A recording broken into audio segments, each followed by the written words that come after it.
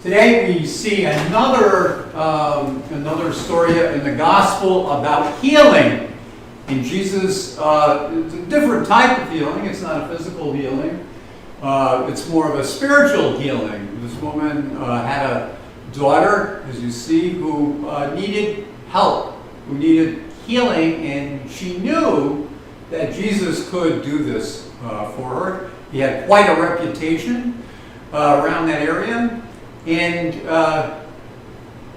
he at first gave her a little bit of pushback. Not that he knew from the get-go that she had the faith. He's God. And he knew from the get-go that he was going to heal her.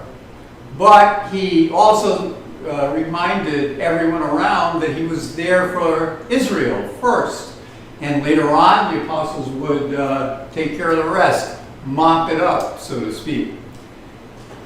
So, we see healing again in the gospel, and you're going to see it if you read the gospels from when Jesus is starting his ministry almost to his death. That's all you see is miracle upon miracle. We are called, Jesus said, we are called to do things even greater, not just in numbers, but in experience. We do have a church filled with silver and gold, not particularly St. Joe's, but the churches in the United States are pretty golden compared to the average Joe. And they may have the money, but they cannot say, they can say silver and gold we have, but we can't heal anymore. And I spoke about this a little bit last week. Why isn't the gift of healing more prevalent in the church? And why is it relegated to a miracle here and a miracle there done by a saint here or a saint there? So we look at Jesus' tutoring of the apostles. When they had a hard time with the Spirit, they came back and they were crestfallen. They said, we're not getting any results. We're not too successful. And he said, this one requires fasting and prayer. This one requires more attention.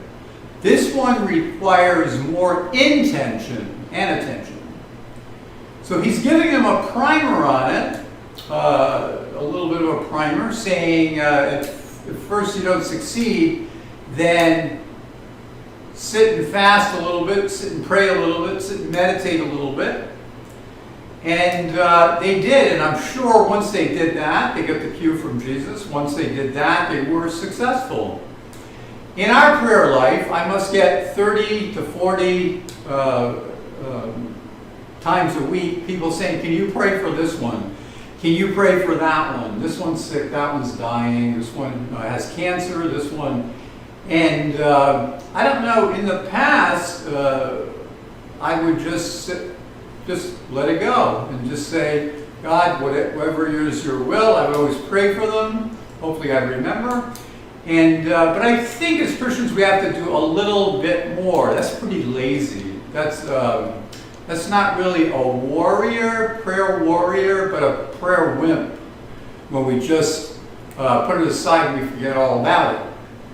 So, if I have this light bulb here, and this light diffuses light out, it doesn't diffuse it into a beam, but this is a 60-watt bulb. I should have looked at it because now I can't see you. This is a 60-watt bulb. But if you turn that 60 watts into a beam, and now it's very easy, they're everywhere. If you take that 60 watts, it could burn through steel. Same amount of energy as that 60-watt bulb. And our prayers have to be the same thing. We have to focus our intention. That's what we call them, don't we? Intentions. We have to focus our intention on that person, on that illness, on that suffering, and don't just say, all right, I'm all done. That's the lazy Christian, lazy man's approach to prayer and the lazy man's approach to healing. That's not healing, it's BS. So when the next time someone asks you to pray for them, don't just put it in a pile and say, okay, there you go, I did my job. Look if you have a picture of them, or put a picture of them in your mind, or their name, and really concentrate on that name, on that picture. Concentrate that healing would come through. Not that you need a picture, it's not voodoo, but it puts your mind into that intention of healing for that person, whether it be spiritual, whether it be physical, whether it be emotional. And don't give up. I know a lot of times we'll pray once and then we're off to Dunkin' Donuts. Pray a few times a day. When somebody asks you to pray for that person, don't just pray once. That's very lazy. Very lazy. So these are a few tips that we have today on healing. And in our gospel, we see that Jesus does heal. He is the great healer. I told someone that this week who asked for prayers. He is the ultimate healer.